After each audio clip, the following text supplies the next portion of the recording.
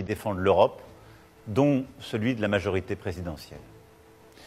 Les partis d'extrême droite qui, ces dernières années, se sont opposés à tant d'avancées permises par notre Europe, qu'il s'agisse de la relance économique, de la protection commune de nos frontières, du soutien à nos agriculteurs, du soutien à l'Ukraine, ces partis progressent partout sur le continent.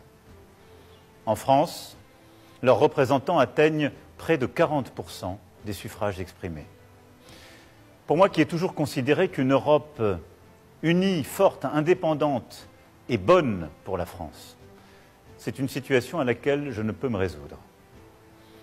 La montée des nationalistes, des démagogues, est un danger pour notre nation, mais aussi pour notre Europe, pour la place de la France en Europe et dans le monde.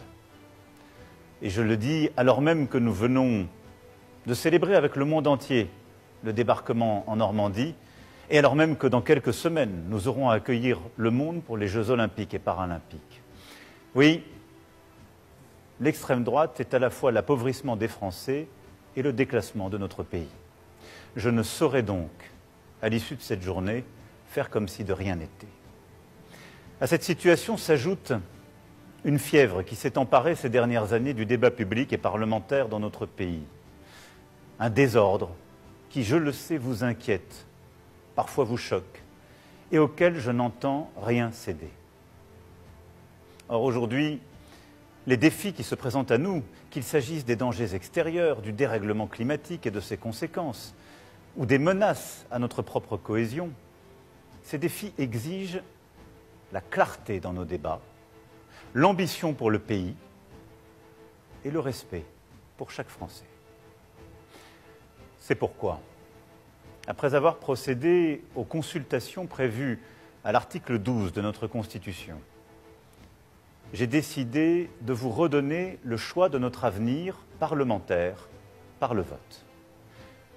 Je dissous donc ce soir l'Assemblée nationale. Je signerai dans quelques instants le décret de convocation des élections législatives qui se tiendront le 30 juin pour le premier tour et le 7 juillet pour le second. Cette décision est grave, lourde, mais c'est avant tout un acte de confiance. Confiance en vous, mes chers compatriotes, en la capacité du peuple français à faire le choix le plus juste pour lui-même et pour les générations futures. Confiance en notre démocratie.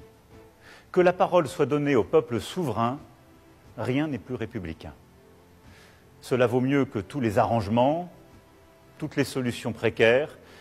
C'est un temps de clarification indispensable. Confiance en la France, qui face à la rudesse des temps sait toujours s'unir et résister pour dessiner l'avenir et non se replier ou céder à toutes les démagogies. Dans les prochains jours, je dirai l'orientation que je crois juste pour la nation. J'ai entendu votre message, vos préoccupations, et je ne les laisserai pas sans réponse.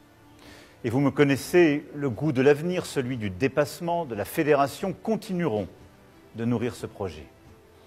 Mais en ce moment de vérité démocratique, et alors même que je suis le seul responsable politique à n'avoir aucune échéance électorale personnelle en 2027, soyez certains d'une chose.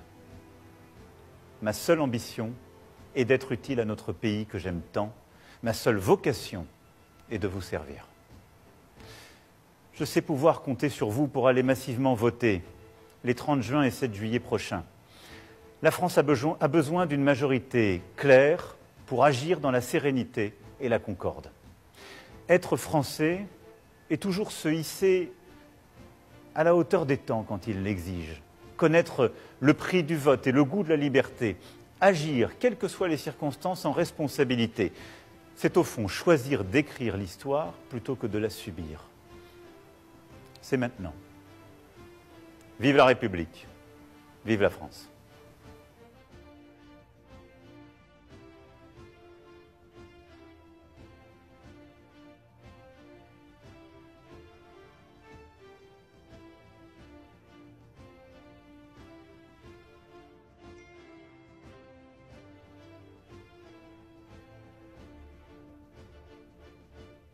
Qui défendent l'Europe,